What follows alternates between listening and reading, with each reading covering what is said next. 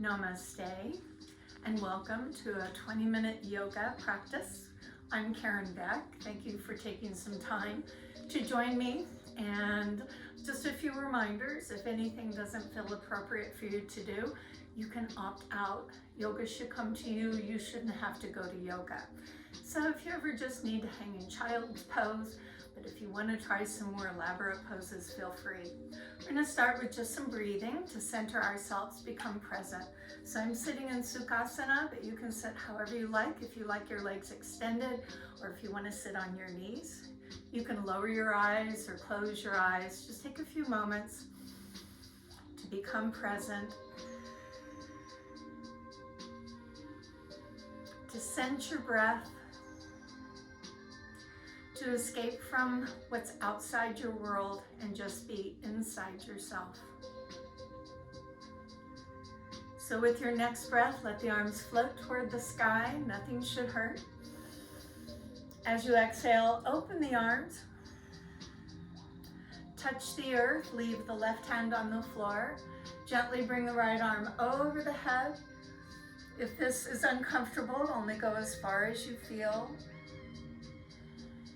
Pain-free. Push on the low hand, lift with the high hand, switch on over to the other side.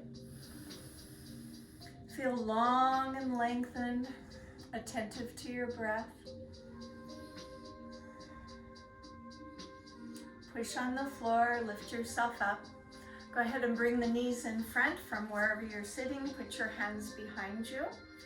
And we'll let the knees drop from side to side. Just a gentle twist, nothing too crazy, too far, too fast, too soon. So for a little more challenge, leave the inner edges of the feet together. Gives you a little more. If you feel like you want to stay on one side a little longer, do so. We don't have to be doing this together. Then come to Bandha Konasana, the cobbler's pose. Bottom of the feet come together. Leave the hands behind and lift yourself up onto the sit bones rather than the tailbone. So as you're sitting nice and tall, use the hands to hinge or elongate yourself forward. And if you're very tight through the hips, and this is as far as you can go, so be it. You can move the hands forward and let yourself fall forward gently. If your heads go to the floor or to your feet, that's great. And if they don't, that is also great.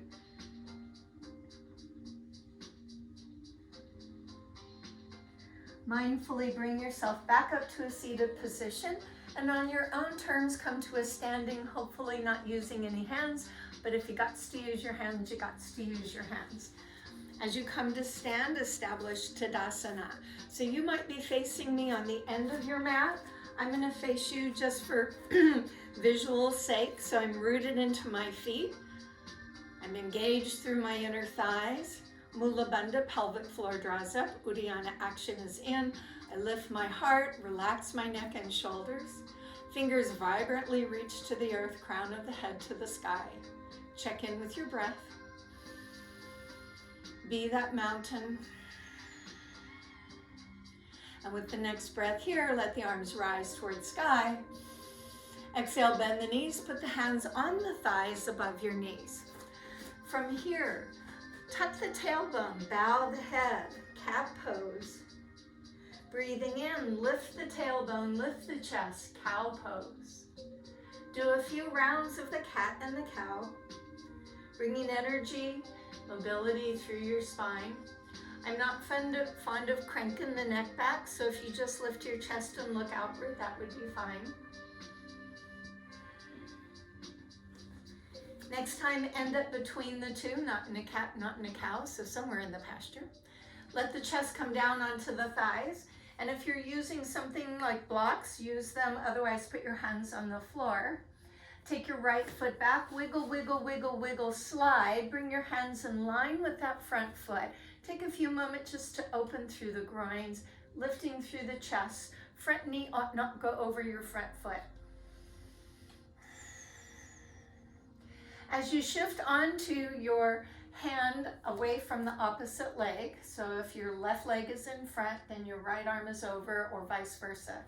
And then let the arm of the leg in front gently lift toward the sky. Take a breath in. As you exhale, put the hand down.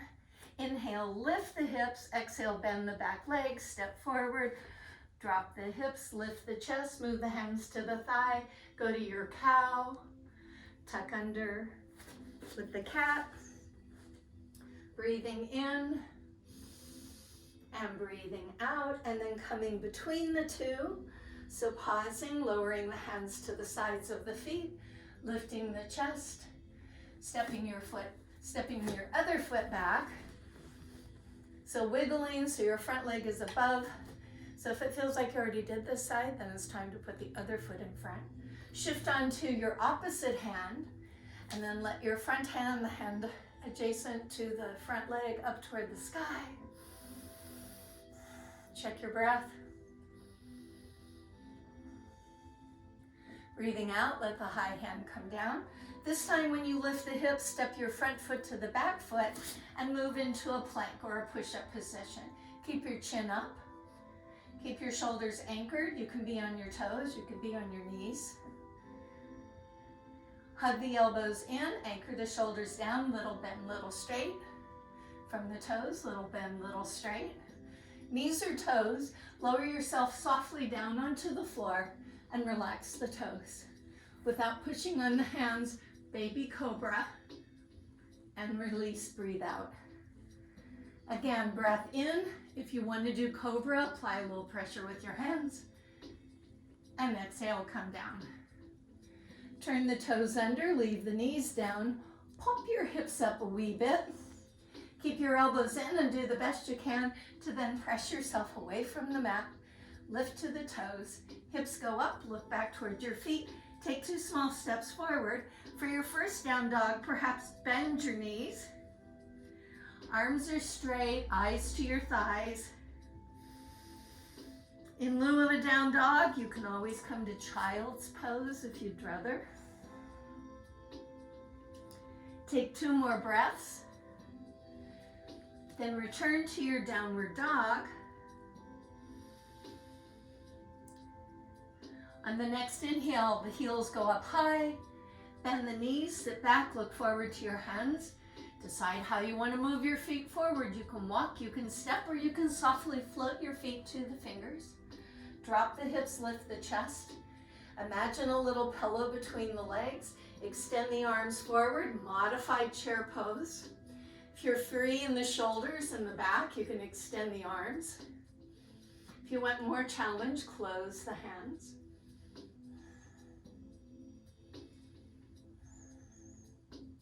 Then to a body weave, drop the arms, press the hips, lift the arms all the way up, join the hands, and float them down into the heart.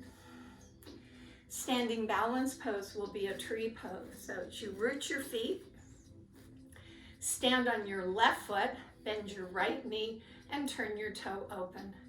Release the hands. So this is a wonderful option. Feel free to stay here or move your foot to your calf. That way the floor is not too far away. Or move the foot high in your inner thigh. Once you've decided where to place that foot, let the hands come into the heart. Find your breath. Be the tree. Then decide what to do with your limbs. So, you could be a saguaro, you could be a cactus, you could be an extended ponderosa pine, and if you want a little more challenge, take your focus up.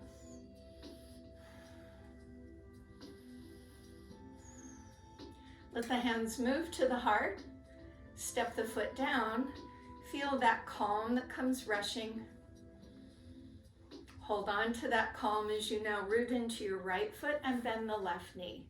Turn the knee open. It will go as far as it goes for you.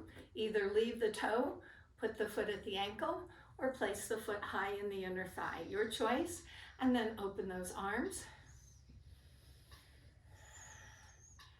Root down into the earth, but lift to the sky as a tree would find itself growing year after year after year.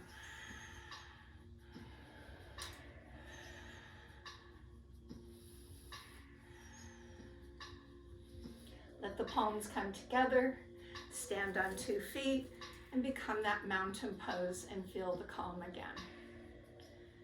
So as you're standing at the end of the mat, I'm going to turn. You don't have to. Let the arms lift towards sky, bend the knees, put the hands on the floor, and come back onto all fours, where the hands are under your shoulders and the knees are under your hips. So you can shift back and forth, side to side, to make sure you're well balanced. Watch your right hand and slide it forward. Left foot slides back. As you lift out of the ground, extend the arm and leg in opposition. So the leg isn't too high and it's not too low. It's Goldilocks just right. Keep lifting out of the limbs on the mat. For those of you who'd like a little more, the crossbow, where you reach back, kick your foot into your hand. It's an option. If you're doing the crossbow, come back to the bird dog. As you exhale, come home onto all fours. Again, extract that sense of calm. Slide left hand forward, right foot back. Breathing in, lift in opposition, pulling up out of the limbs left on the mat. Option for the crossbow.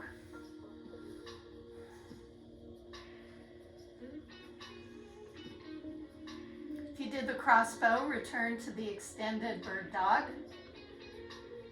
And as you exhale, come home, part the knees. Sit the hips back as your knees allow, and slide the hands forward. So I'm assuming you're on your own mat, so you can let your head rest on that mat.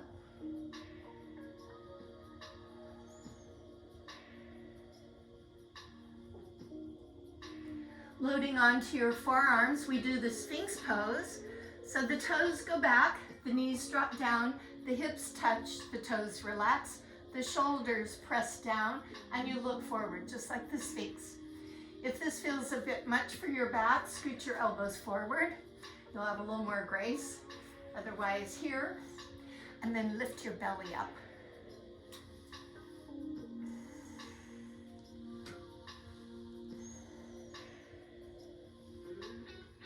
Releasing onto your belly, take the hands onto the back. You can hold the hands or you can clasp at the fingers.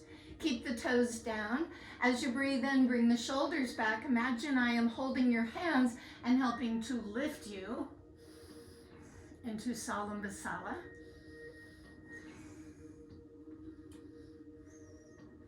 Release the hands under the shoulders. Turn your toes under. From the knees, as you did before on your toes, press yourself up and away from the mat and into your second down dog. Leave the right foot on the floor. Lift your left leg in the air.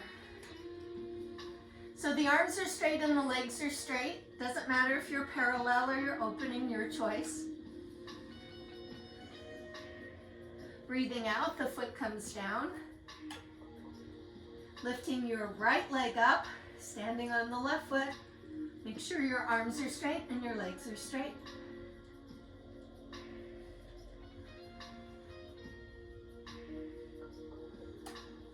Into downward dog.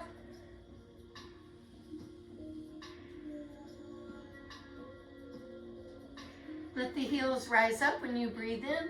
Bend the knees, sit back. You can walk, you can step, and then on your own terms, take a seat. And then we will do a little hip stretching with a twist. So you can leave the right leg extended and cross the left leg over, or you can tuck that right leg under, but not to sit on it, so both of your bums are on the earth. Hold on to the front knee, and if your foot is popping up, scoot it in front of your shin. Let the right hand hold the left leg. Release your left hand. Left shoulder goes back. Breathe in, get tall. And breathe out, turn just a little bit. So take in everything around your space. While holding the knee, either with the hand or the arm or the upper arm, turn your shoulder and turn a little bit further.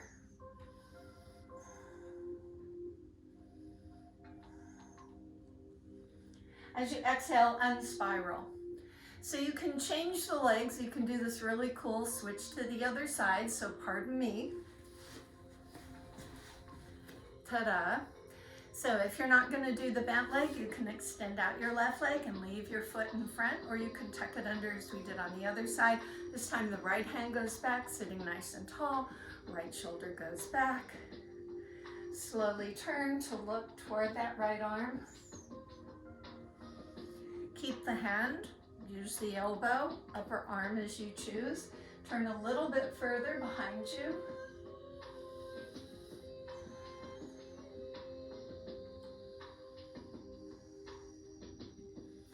As you exhale, return center, and then we'll open our legs out into a straddle. So some people go far out, which is a term we should all start using again. Hands go behind, the chest comes up nice and tall. Think of little toes opening. Again, you want to lead with the heart, not with the head. So if you just go a little bit far forward, that's fine. If you go a little further, if the hands aren't doing anything, then you can go forward to here.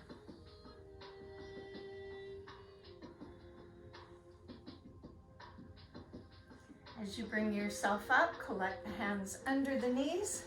Come back to your seated position. Place the hands at the heart. Take a few moments just to breathe.